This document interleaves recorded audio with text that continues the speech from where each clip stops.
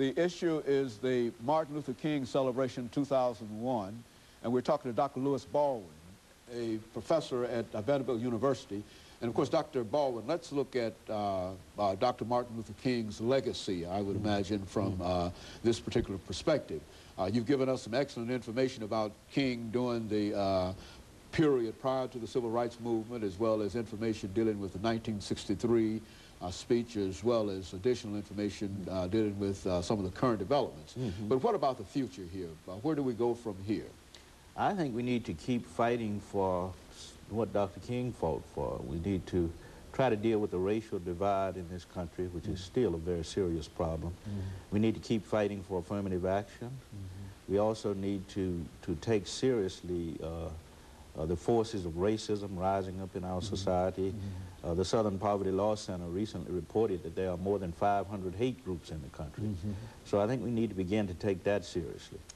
We also need to fight for safer streets, fight against the gun lobby and the NRA, and to try to make our streets safer, to deal with the problem of crime, to deal with teenage pregnancy, the HIV/AIDS threat. All of these are problems that I think that we need to address, and by addressing them, we are consistent with Dr. King's dream and legacy. And now, and I especially, Dr. Baldwin, like what you said about the HIV/AIDS threat. Yes. I think we've had a number of shows dealing with this, and it does seem that this is a very, very significant disease, and that we're not really paying the kind of attention. And so you're saying that this should even be part of that? Yes, because Dr. King talked a lot about health care. He felt that the beloved community could not be achieved unless we have economic justice, unless we have affordable health care for people, a guaranteed income for each household, federal expenditures to enhance deprived communities. All of these are a part of his dream, all of these elements. And so if we move into that direction, we will be able to continue the legacy of Dr. King, and we can say that in terms of what we're talking about today, the King Celebration 2001, that it's really a continuing kind of activity that we have to become involved in. Yes. We'll never end racism in society, but it does not mean that we should not continue to try to end it. Is that what we're saying? That's right, and we have to understand that legacy, I think, on two levels. We have to see it as, in part, a legacy of ideals that Dr. King left about nonviolence and the importance of nonviolent resolution of conflict, nonviolence as a means to community. And we also have to see that legacy at the level of struggle. He left us a legacy of ideals and a legacy of struggle. And the legacy of struggle challenges us, I think, to get involved in any way we can. To make our communities better, to make society, to make the nation better, and to make the world better. And so all of these are legacies that we ought to celebrate. This 2001 celebration of Dr. Martin Luther King. And we celebrate them not only by holding workshops and other kinds of celebrations.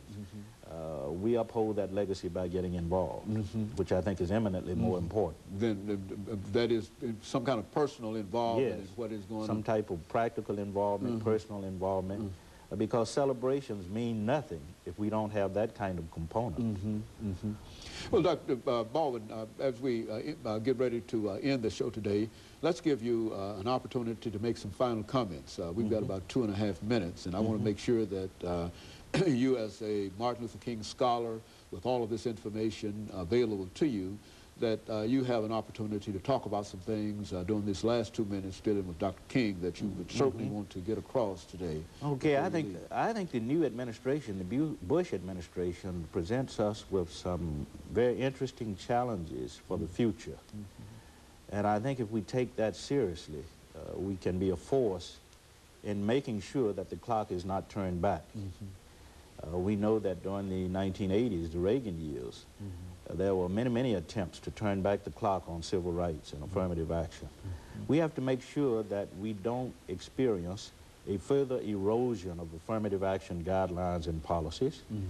That means getting involved as best we can in our local institutions, writing congressmen and congresswomen and others to make sure that they vote the way they should vote on the issues.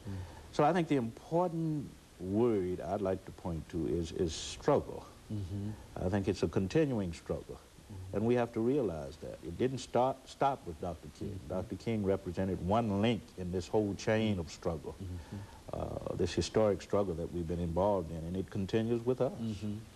And so there's no end to the struggle, and even though we celebrate a specific day dealing with Dr. King's birthday, and that it includes not only African Americans, but all persons who are interested in civil and social rights, but there is no end to it. There's no same problems that we have to fight today, more than likely we will fight the problems tomorrow. That's right. The dream lives and the struggle continues.